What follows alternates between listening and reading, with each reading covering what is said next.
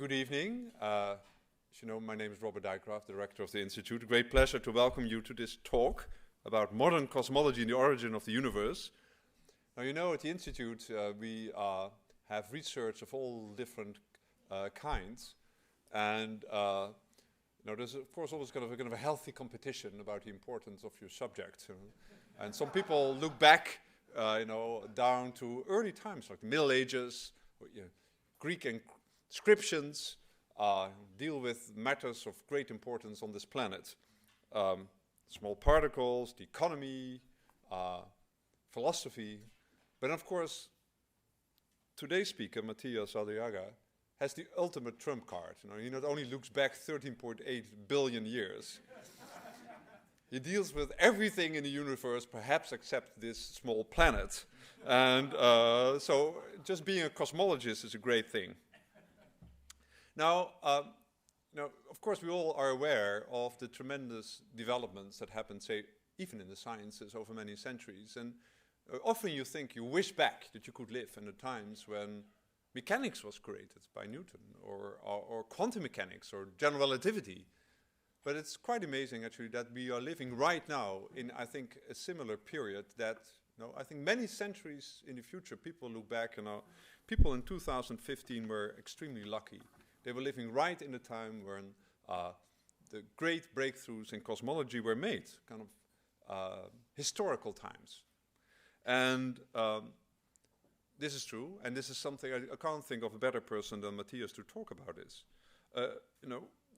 Not only is cosmology a great topic, it's actually something that appears quite frequently these days in the front pages of the newspaper. And you will hear more about, but you probably have followed in some way. There was a great controversy over the last few months, the detection of so-called B modes, signals as they have been described almost from the Big Bang. And it's quite amazing that, that these discoveries or pseudo-discoveries or just the debate was all based on work done many years ago, actually in 1997, when, together with Matias Zaldarriaga, Matias identified these modes, these polarization modes, as a way to detect primeval gravitational waves. Now, 1997, so calculated, Matias was in kindergarten, I think, at that time. So that's quite an amazing thing.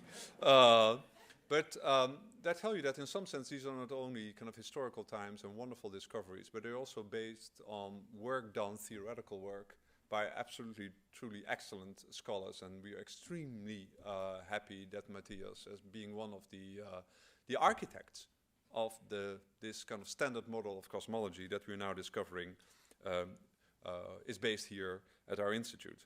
Now, Matias is studied, he's from Argentina. He studied at the University of Buenos Aires and then at MIT. He was here. He was a long-term member at the Institute from 1998 to 2001, and then a visiting associate in cosmology from 2001 to 2002. He served as a professor at both the faculties of New York University and at Harvard University. He became full professor in 2004. That's probably the time he just finished high school, I'm not quite sure. And then from 2009, he was a professor here. Has awarded many honorous grants and titles. The Gribov Medal by the European Physical Society, the Warner Prize from the American Astronomical Society, a MacArthur Fellowship, as well as Packard, Sloan, and Humble Fellowships. But of course, all these wonderful qualifications pale in comparison to the magnitude of the story that Matias will tell you tonight. And for him, it's the impossible job of summarizing 13.8 billion years into less than 1 hour. But I'm sure you do a great job. Matias.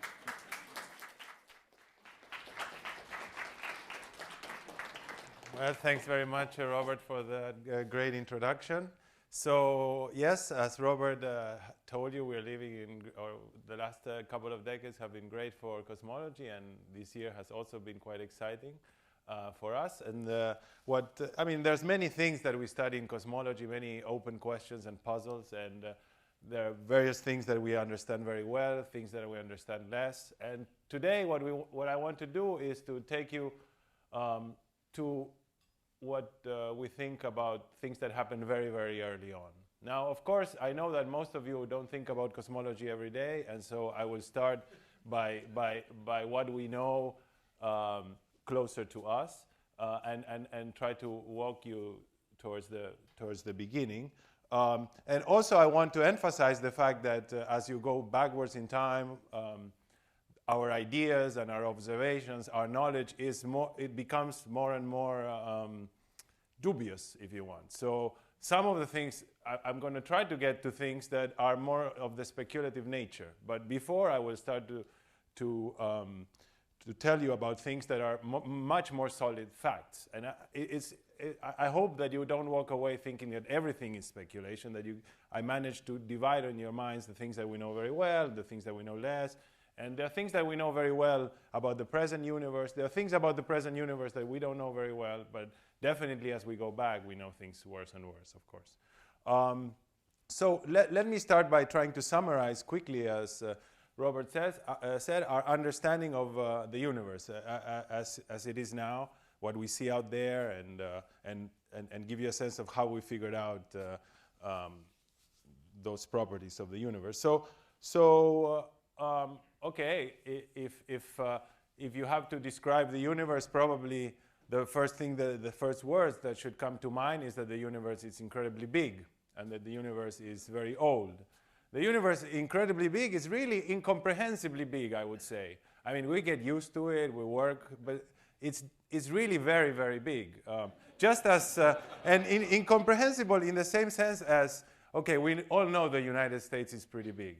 Okay? And we make a map, and it's easy for us to tell which state is bigger than some other state. But if you have to, in your mind, understand how big the United States is in comparison to Princeton, that becomes very difficult. How many Princetons fit in the United States? It's difficult to figure it out. Imagine, same thing happens with our universe. We start making maps, and these maps are, you know, every galaxy is a dot in these maps, or every group of galaxies is a dot, and then we can figure it out. But if you have to go down all the way to the Earth, then it's difficult to put all those scales together, and you know, it's understandable. But let's just get a sense of how big the universe is. So, of course, if you look out in the sky during the day, the obvious thing you see is the sun. The sun is a star. The sun is pretty far away. But if you look at the sky during the night, you know, you see a lot of stars. They are not as bright as the sun. That's because they are much, much further away. So already you see that even the nearest stars are pretty far away. Even though the sun is far away, the stars are even further away. And we now know that you know, our own galaxy has hundreds of billions, or 100 billion stars, let's say. So our galaxy itself is much bigger than our solar system, and it contains many, many stars. And those stars are also very, very far away. So, for example, you need to travel more than 10,000 times the distance to the nearest star to get all the way across the galaxy. So we live around a star. This star has some neighboring stars that are really far away, but this neighborhood of ours is just a very small part of a much bigger thing, the Milky Way, that perhaps is more than 10,000 times bigger than the distance to our nearest star, which is 100,000 times bigger than the distance to the sun. So you see how these factors keep adding up. And even though there are maybe 100 billion stars or 10 billion stars, depending on the galaxy, in fact, in our observable universe, there are 100 billion other galaxies, say. And when you walk out in the, even though they have so many stars, each of them, you don't see any of these galaxies with your naked eye. I mean, especially from Princeton, I would say. But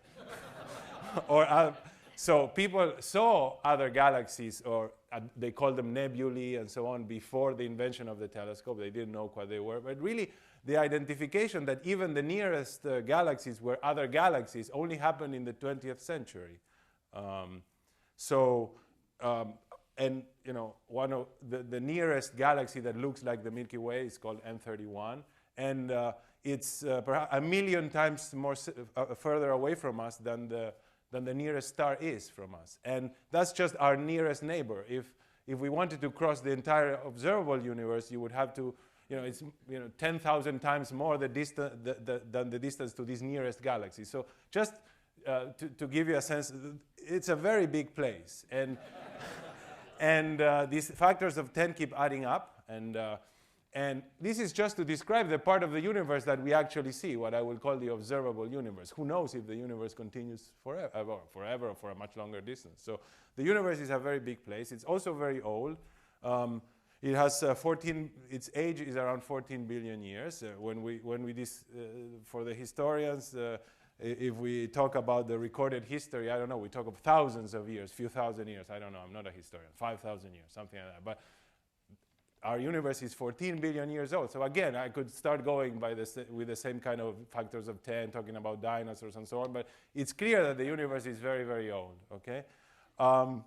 Now, perhaps interestingly, not only is the universe very old, perhaps an interesting statement that I've just made and you all just took for granted is that it actually is not infinitely old. That may have been something also that could have happened, but we now know the universe is not infinitely old, or at least we've managed to understand the history of a universe over the last 14 billion years or 13.8 billion years. And so we have a equivalently of a recorded history of what happened in the universe during those 14 billion years. And so I want to tell you a little bit about various things that happened in the universe during these 14 billion years, and how we came about, or how we try to understand, or how we figure that out.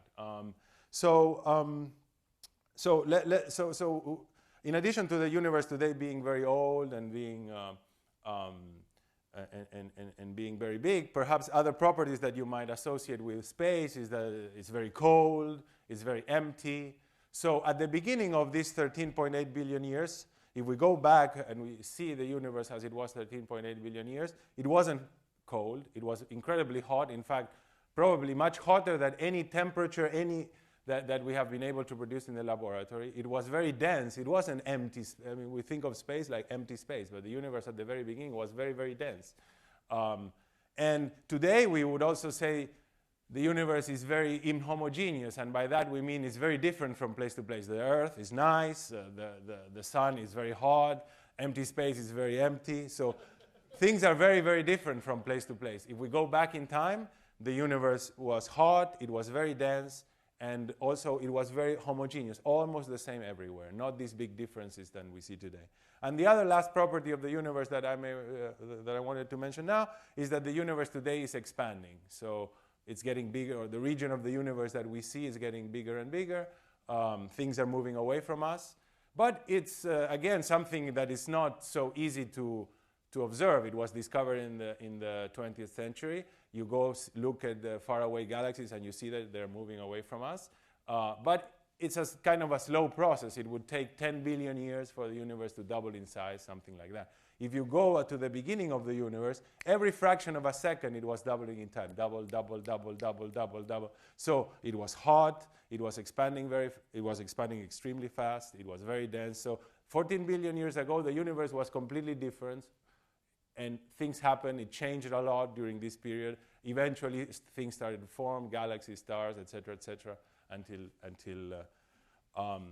until today. And so all of this, so we've managed to compile a history of the things that happened during these 14 billion years, starting from this very hot and dense state.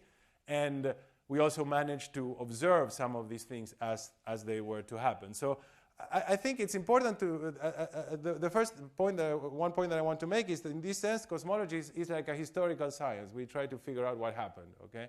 And in history or maybe paleontology or archaeology, either you find written text from the past or you dig holes and to try to find fossils. You do something like that to get physical evidence and try to compile a history. And for the most part, that's what you're doing. And it's similar here. And so we also have our fossils, things that we find from the past. We don't go about getting fossils by digging holes in the ground, especially because the Earth is, that you can use to learn what happened at the Earth, but not what happened even before the Earth was around. So how do we get our fossils? How do we get this fossil record of what was happening in this history of the universe? And for the most part, most of the things that are labeled here when the first start happens and so on, we have observational evidence of most of these things, not all, And the times at which they happen, we know in various ways. In many cases, we have direct pictures of what was happening at the time. So how is it that we find our fossils? How do we compile this history? So the basic, what we do is, for the most part, take pictures with telescopes. And so the point is the following. As you use telescopes, and this is just a collection of various telescopes, and some in space, some in the top of mountains, some in the South Pole. For various reasons, they are where they are, and I can tell you if you want. But so the point is the following. If you take a picture from something, some region of the universe, some object that is very far away from us, the light takes a long time to get to us. And so we're not seeing that region or that object as it is now. We are seeing it as it was in the past. And as we build our bigger telescopes and can look for things further and further out, we can see how those things that were happening in the past, because all of the time that light took to get to us. Is if you received a letter, somebody telling you about the weather in the place where they are, but the letter took a few days to get here, then you know the weather, not as it is today in Europe, but as it was when the letter started traveling. It's the same story here. So we just look for things further out, and as a result, we know what was happening in the past. And so we try to reconstruct this history of the universe this way. As also another analogy would be trying to understand how people age, not by following the same person along, but by taking people of various ages. So we take pictures of different regions, ones that are far away, some that are nearby, and it's like taking pictures of different ages, people of different ages, and trying to reconstruct what the history of how people age. And this is pretty much how we actually do it in practice, or most of us that don't study this. You see your parents, you see neighbors, you see your kids, and this is how you, or you see yourself. But some of us already notice the effects in real time. But this we cannot do, unfortunately, for our universe. So, okay. So for the most part, this story that we have been able to compile of the history of the universe over these 14 billion years is usually called the hot Big Bang, and or the hot Big Bang theory. And it's not really a theory, it's a description of a collection of fossils, if you want. At this point, it's just like the dinosaurs are not a theory. It was a theory when the name was put to the thing, but now it's not a theory anymore. It's just a collection of fossils. Now, we do have a big advantage with respect to some of the other examples of historical type sciences, which is the fact that at least for many of the history of the universe, we can understand what we see using the laws of physics. So as you know, nature satisfies various regularities. If you do the same experiment twice, the same thing happens. Those regularities can be encoded into laws that can be expressed in a mathematical form, in equations. The reasons for that I don't know, but it happens to be the case, and it's very useful. For us, it's very useful because it means that you can convince, for example, if you are trying to understand the history and there's a period of time in which you don't have anything written, there's no written record of, then you're kind of stuck. However, if history were to follow some detailed mathematical laws, and you knew if A and B happens at that time, at the next time C and D would have to happen, and you can calculate what the history should be, then you can figure out what happens in between, even where you don't have an observation. In this way, it would be great for history if this happened. Maybe one day it will be like that, I don't know. So, and furthermore, the kind of things that we do is we have observations of what is happening at a given time. Then we use these laws of physics to try to figure out what would happen next or what was happening before. And then we try to understand what is there some kind of observation, some sort of picture that we could take to see this process that now our equations are telling us should be happening, I don't know, 400,000 years after the Big Bang. So this should be happening according to these physical laws. Is there a way we can see it? And then we eventually, sometimes we are lucky and we see it. And so this gives us a lot of confirmation that we are understanding, perhaps with less number of fossils, you can understand that you have, you've nailed the picture right, that you understood what happened. So In truth, this cosmology is this interplay between observations and pictures of various things that we get with telescopes, and we can get them because as we look further out, we are seeing back in time, plus all of these mathematical formulas that allows us to compute what we should see at various times, and many times we are able to compare the two in a quantitative manner, and things things agree. And so we are very quite confident on this history of the universe, at least the part that is described. I mean, the things that are labeled here. I didn't go through them all, but there's various landmark events in the history of the universe, and we are quite confident of most of them, just by this process that I just told you.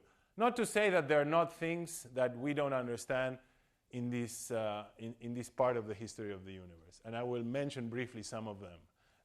And of many cosmologists, including myself, have spent a lot of time trying to understand some of these things that are labeled here that we don't quite yet understand. For example, when the first stars and galaxies formed in the history of the universe, we don't quite know. So we know more or less the time, but we do not know exactly, and we don't have any observations. And that is one of the things that we would like to understand, and others that I will mention later. But I'm trying to gloss over some of the things that are very interesting. I could give a talk on that, but I'm trying to get towards the beginning, what happened before.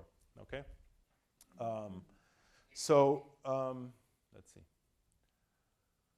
So let me talk a little bit about the earliest time in which we have a detailed map of the universe, or of parts of the universe. So as I was telling you, we look back, we look far away, we see how these regions of the universe that we are taking pictures of, how they were. And the earliest of these pictures that we have is a picture of what we call the cosmic microwave background, which is the light left over from this time when the universe was very hot. It's radiation that is everywhere in our universe. It was discovered in 1965 by Penzias and Wilson, working in Bell Labs here in New Jersey, but with also big involvement of people in Princeton University. Anyway, so this light, when you look at it, it allows you to know how the universe was in these particular places. So imagine like a big sphere around us, so far away from us that the light has taken almost 14 billion years to get to us. So we take pictures by pointing the telescope in every direction, and we get basically a map of how the temperature of those regions what the temperature of those regions of the universe was at that time, 400,000 years after the Big Bang. And these detailed measurements of the temperature at that time started.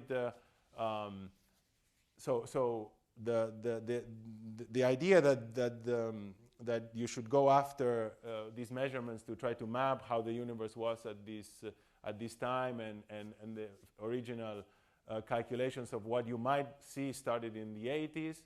The first measurements of the differences in temperature happened in 1989 by the Kobe satellite, and so during all of that period there was a big interplay between calculations and observation until this day, where we have this map over here. Is a map produced by the Planck satellite, a satellite from the European Space Agency, which is our best to date measurement of the temperature of the universe in all of these regions very far away, 400,000 years after the Big Bang. And in colors here, I mean, the color scale just tells you how hot those regions of the universe were. So the important things to take away that you should take away from such a measurement, first, that we have a detailed measurement of a region of the universe in the so distant past, an actual picture.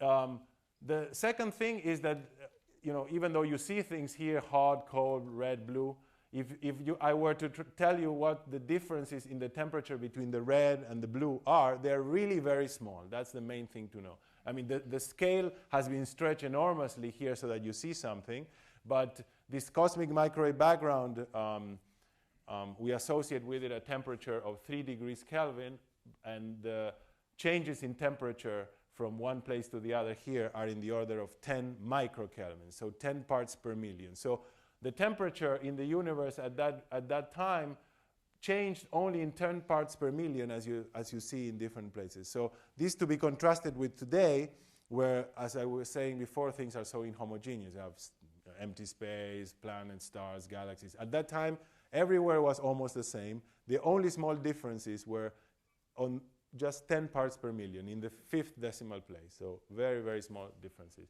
And what we've done through all of these decades is, for the most part, try to use these mathematical equations to try to understand or predict what the properties of the map should be. And on this other side, the experimentalists have tried to make better and better of these maps. This is the latest that we have. The first one were just very big, smooth blobs, where we see that here it was redder and here was colder, but you couldn't see all of these details. So it was a big advance. So I think the summary. So that is the oldest picture that we have. I just showed it to you as an example. And there's intermediate pictures of things happening in other times in the history of the universe. So we start. If you look at the universe then 400,000 years after the Big Bang, it's very smooth. There's not much going on. And with time, these little differences start growing and becoming then all of the objects that we see today. And we think we understand how this happened. And the reason that it did, and it mainly has to do with the force of gravity, so being an attractive force. So imagine that you have in the universe almost everywhere the same amount of material as we see it was in the very distant past, but in a little region there's a little bit more, very small amount of difference. What happens? The force of gravity towards that region is stronger because there's more material, and so stuff from the surrounding parts starts accumulating there because the force of gravity towards there is stronger because there was a little bit more to start with, and then there's a little bit of a bigger difference after some time. And this process keeps happening more and more because there is more of a difference, then it happens more of a difference happens. And in some sense, it's a very slow process. It took 13 billion years for getting from there to what it is now. But the universe is so old that you can start with these very small differences, and after a while create the galaxies and so on. And these equations allows us to understand how fast this should happen, what you should see at the various times, and then we went with our telescopes, we looked, and everything seems to work reasonably well. So that's why we are quite confident. And let me just show you one graph. This is so what is this graph? So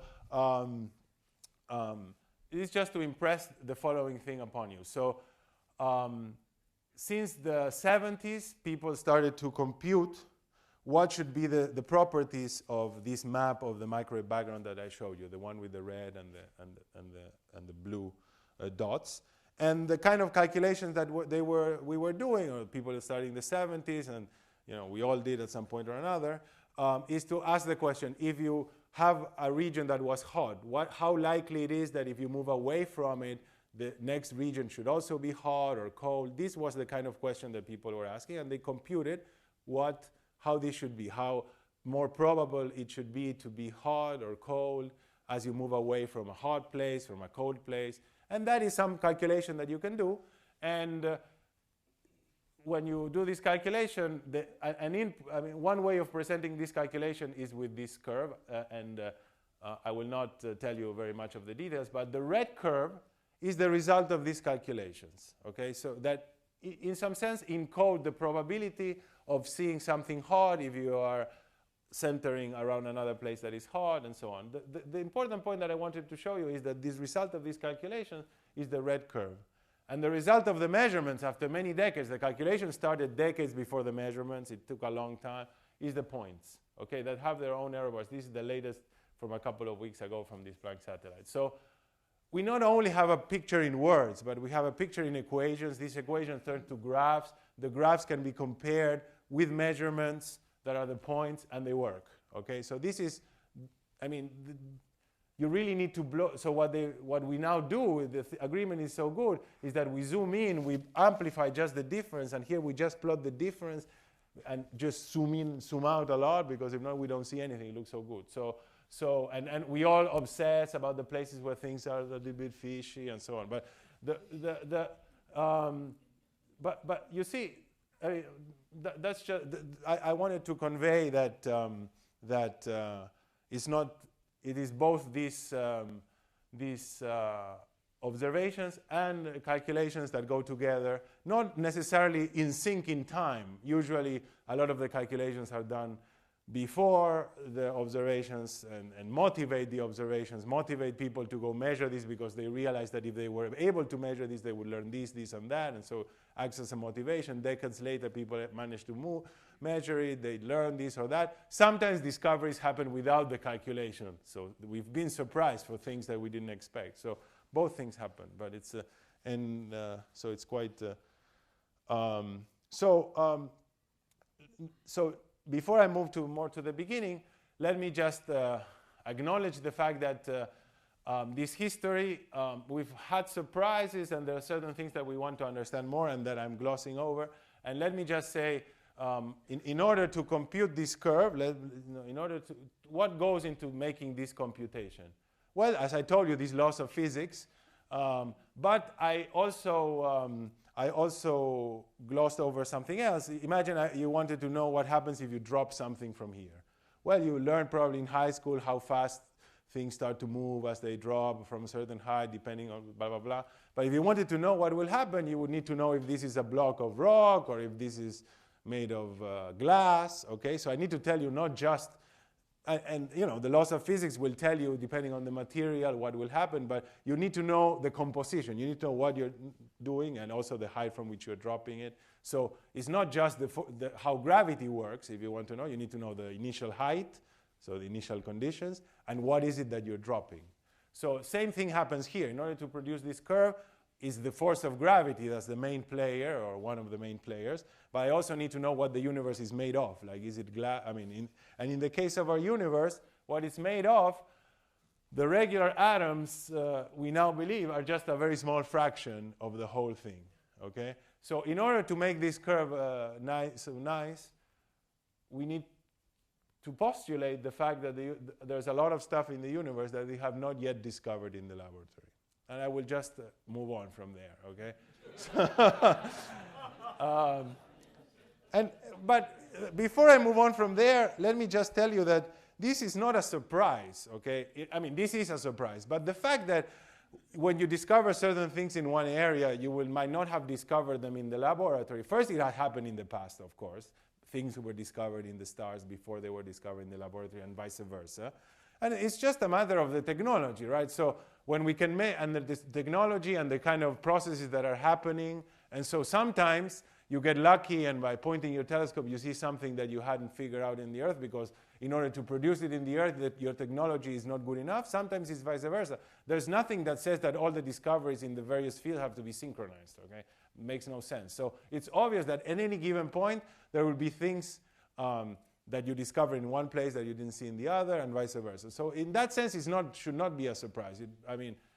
Now, of course, you know, it opens questions, and we are the first to ask this question. Oh, could we do away with this by, say, changing the laws of gravity?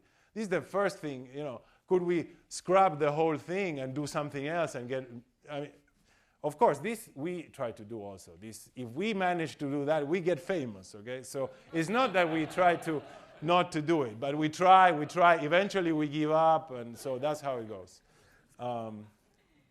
Okay, so I told you about the part of the history of the universe that we know very well, and we know very well basically because there's a lot of observations, okay, along the way. I just show you a few of them, and yeah, I acknowledge that there are things that we don't understand, but fine. Now I want to move towards towards the beginning. So, why is it interesting to try to understand what happened before the parts where we have very good fossil record? Of course, if you're doing some historical study, there will always be your first fossil record, your first thing that you have. And so there will come a point in time in which you don't have anything that you have observed, so you do not know for a fact what happened before, okay? So of course this happens here as well. There's certain things from early on that we have, and then there comes a point when we don't, when we don't have any more physical evidence. Now, you could think that maybe here the laws of physics can come to the rescue, and to some extent they do, because just as I told you before, oh, maybe we know what was happening here, we know what's happening here, but we can use the equations to figure out what was happening in between. Perhaps we can use the laws of physics to extrapolate back and know, given that we know all of these, perhaps we can know what happened earlier on. And to some extent, this we do, okay? Now, certain things happen that are interesting to note. First of all, perhaps I should say, when we talk about the laws of physics, for the most part, we don't think of these laws of physics as something that is, say, God-given and cannot change, and we know what they are. Of course, this doesn't make any sense, because in the history, we've updated the laws as we discover new phenomena. So typically what happens is that you see some phenomena, you see that they are described by some mathematical equations of some kind, and these equations allow you to predict some other phenomena. You go and check, it continues to work. Eventually there comes a point, or has happened in the past, there comes a point in which some phenomena you discover that it wasn't accounted for the thing with the equations that you already had, okay? So one interesting thing that happens as you go back in the history of the universe is that you immediately realize that you're using those laws of physics in a regime that is less tested, rather than as you go back in time using the laws of physics still in a regime where they have been tested in the lab. So you would say, I do the extrapolation. In any case, the laws of physics were already tested in the laboratory. As you go back, you are going further away from the zone of comfort, if you want. You realize that you're doing extrapolations and more in the places where these laws of physics were not tested in detail. So not only don't we have a good fossil record, but also the laws of physics might become suspect. There might be something wrong with them. We haven't tested them. And furthermore, I think it's also interesting to point out that if you were to extrapolate altogether, eventually even the laws of physics that we have might start giving you nonsensical answers. So being mathematical things, these laws of physics, they can even tell you by themselves that you're using them in the wrong way, okay? Because you might want to compute something who is a probability, and they have to add up all the probabilities of different things that could happen, have to add up to 1, and you do the computation, they don't add up to 1. So clearly there's something that you're doing wrong. So all of these things might start happening as we go back. So it's clearly quite interesting to try to see if we can understand better what was happening there, because not only might we learn about, just as a historical study, what happened before, which is interesting in itself, but we might also learn about some of these laws of physics, given that the laws of physics that we already have are not, we have to use them in a regime which we have not tested them. We might even learn about that by studying the beginning. So, okay, so, okay, so the other thing that I guess people noticed when they started thinking about this hot Big Bang picture of the universe is that the initial conditions, the way the universe started, this very hot and dense that I told you about, in some sense are very peculiar. And let me give you an analogy of what I mean by that. So imagine that you go into some room and you find some ball in the bottom of something, okay? So this might not be so peculiar. If the ball started somewhere, it will start doing like that and eventually go to the bottom, okay? So, fine. Now imagine you go inside in the room and you see a ball in the top of something, okay? Fine, but then you're a little bit more clever and you can figure out how long it would take for the ball to drop, and let's say it was 1 second, okay? Now you realize that you think that you entered the room 1,000 years after the thing was placed there. That suddenly becomes very strange, because how come you put it there and it didn't fall? Is it stuck there somehow? How did you put it? So you start doing you know, just putting yourself, and then you walk out the room, and the vibrations of you walking out just make it fall in 1 second. So how come? And similar thing, when we look at the equations that describe this hot Big Bang, it's a similar situation in the sense that the universe at that time, at this beginning, was evolving so fast. I told you it was doubling in size in a fraction of a second, that unless you started in a very special place, in a fraction of a second, the universe either collapses into a black hole, this solution that you have collapses into a black hole, or becomes empty, but just in a fraction of a second, like very, very fast. And the universe lasted for 14 billion years. So how come? So it's true. If I put it there and I put it right at the top and then it'll last as long as I want if I just manage to put it right at the top and I don't shake or anything. But is it even possible to put the ball there and make it last? Probably it's not even possible. So that was a puzzle that people had initially. And so the question was, is it even possible to build some sort of machine that will put the ball there, which means it will start something that could have come before this hot Big Bang, that will at the end of that period as if the ball was there at the top, some machine that will put it at the top at a perfect location and in a perfect way and don't move it around. And in the 80s, people found a way of doing it. It's a theory that we call inflation. And so basically, and it has become so accepted, such part of the way we talk about cosmology, that the actual picture of this history of the universe that I took it from the press release of this Planck satellite when it put out the data, I just had cut it from here. It's, you know, it's just continued at what's happening before, and it was even saying it's in cosmic inflation. It's put as a fact, just as, you know, as here we have an actual picture 400,000 years after the Big Bang, which was what this satellite was measuring. But they continue this history, and they put this part pretty much, you know, as just as there are galaxies, there is the inflation. I think this is probably an overstatement of our confidence in that this is actually what happened. But okay, but it's our leading contender for what could have happened before this hot phase that will leave the universe with these right initial conditions. And during this time of cosmic inflation, so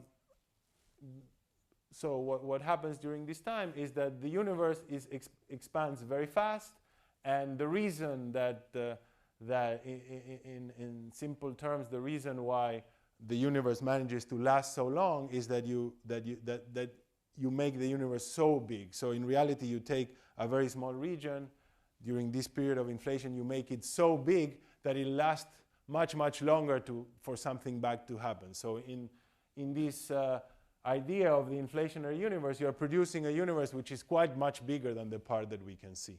Okay, and this stretching out of the very small region into a much bigger patch is what makes the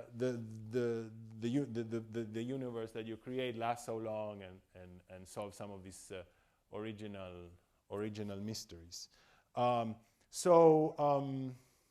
Okay, but okay, that's all good, fine. So some idea, something that could have happened, but as a historical science, in order to believe something, I mean, it's not just an idea, of course.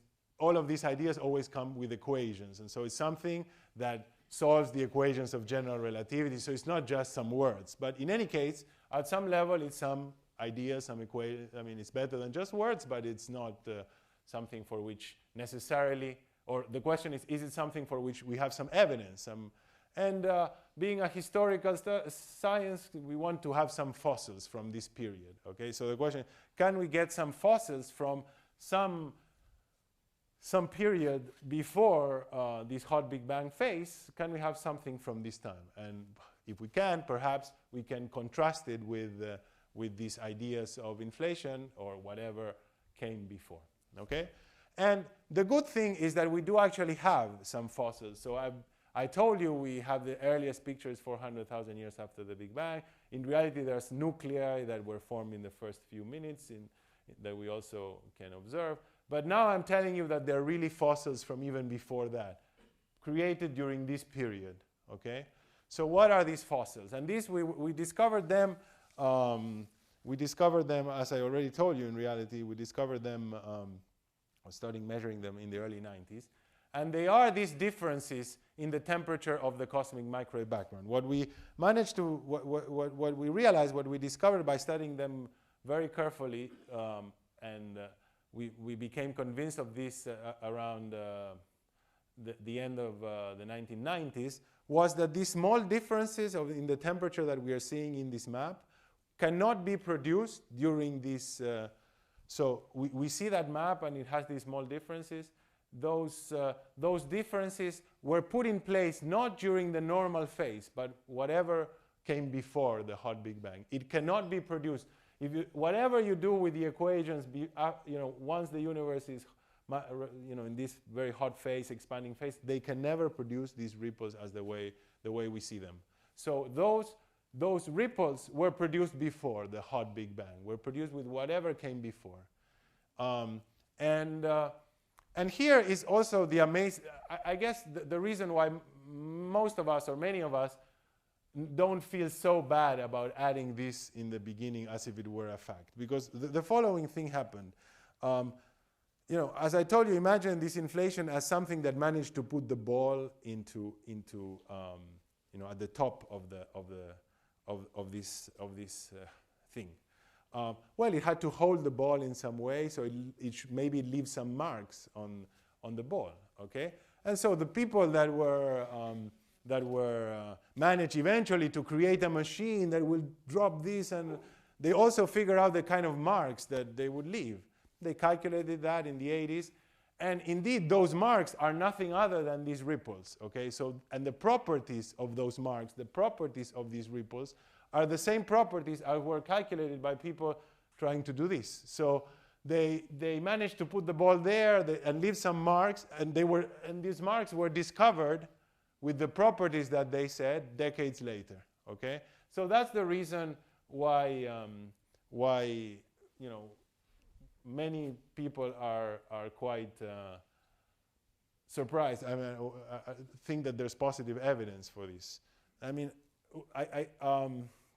of course, yeah, it's not necessarily the case that maybe sometime in the future somebody could come up with some other history that leaves the same marks. In fact, in some sense, the fact that somebody computes something before it was measured, I mean, we take it to be a good thing, because it's always easier to try to find some way of producing whatever you already know that you have to produce for theory. So that's why we take it as a positive step. But as a logical thing, well, if somebody discovers another way and it produces it then it's fine. I mean, we cannot really say that's not what happened. So we can only distinguish it to the extent that either it's mathematically inconsistent or it produces something that is not consistent when we see some data, okay?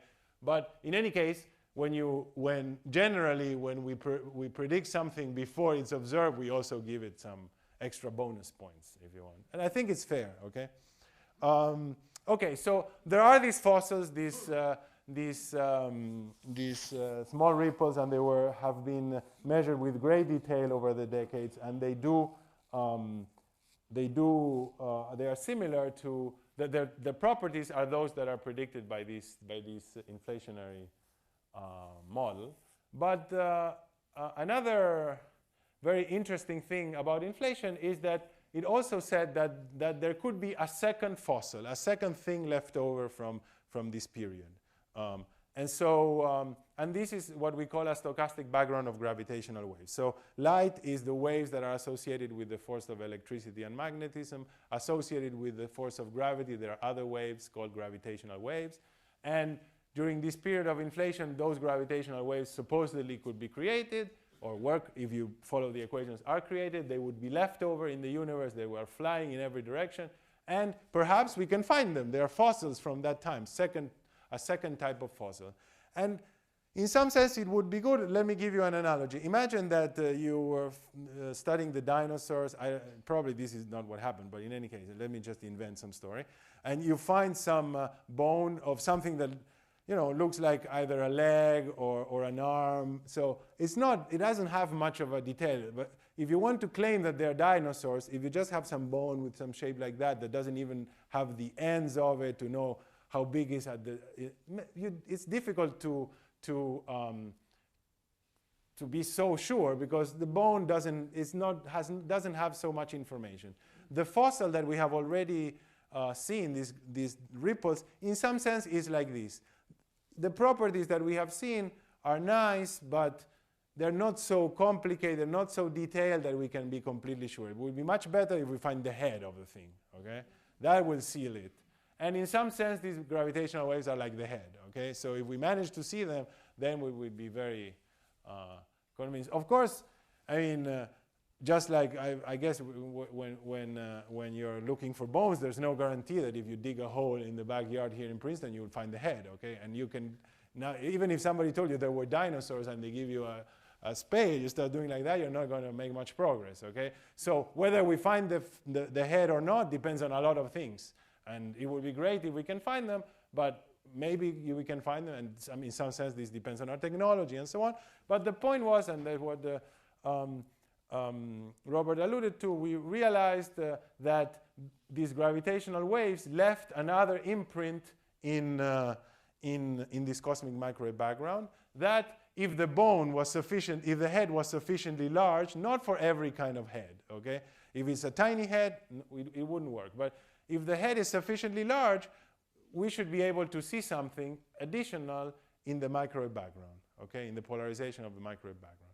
At the time that this was suggested, this was in the 1997 or so, it was kind of impossible to do the experiment at the time. But time passes, experimentalists get better, better, better. And last year, finally, the experimentalists told us, we have made an experiment that is sufficiently powerful to measure these differences and try to see if there's these gravitational waves, go after the head of the dinosaurs, at least the very big ones. Before the experiments that they were doing, not even the biggest head you could imagine they could have seen, okay?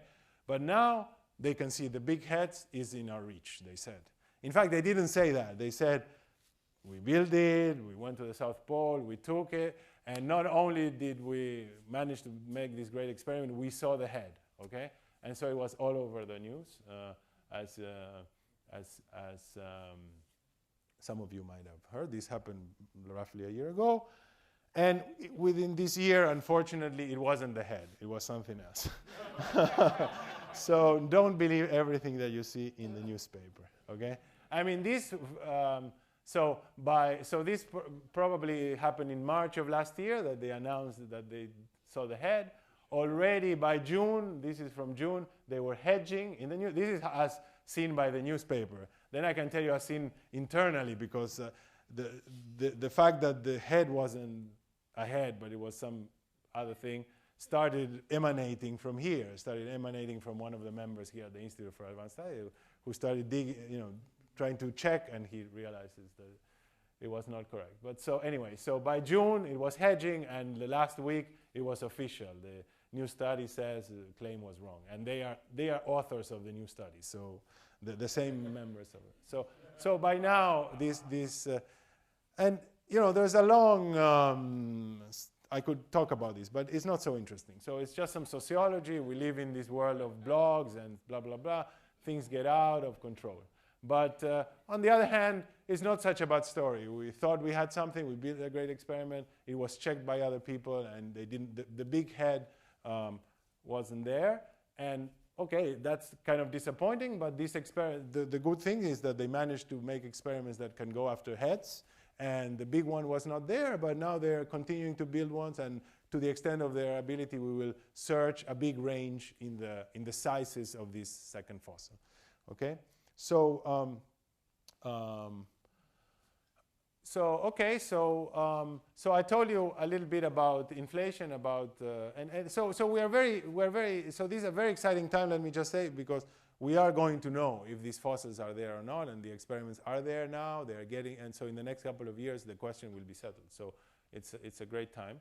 So let me just point to some additional things. So you might ask, okay, is inflation the last thing? So, okay, I told you we know something, then we added some period, we might have some fossil. Is this the last? The last epoch in the history, or we will have to start adding more things? Is this just something that you figure something out, and then you have to, then there's what came before, and what came before, and what came before, and what came before? So I think we now know that this cannot be the first thing, and we have to ask the question of what came before that. And this we know from, these are the kind of things that you can figure out just from the theory, because the theory itself cannot be pushed to the infinite past, or we need to, the theory itself can, just like the hot Big Bang works in some region, something needs to come first. Well, we now know cosmic inflation also has to come, has to have something first, and just then the question will be, what is that came first? Is there any fossil from that? All of these are even more speculative than the inflation case. So, but people do that. People speculate about what could come before, and just to mention one of the speculations that you might have heard before. So I told you already that inflation. So I told you about the part of the universe that we can observe. Then I told you that inflation probably makes a universe that is much bigger than that.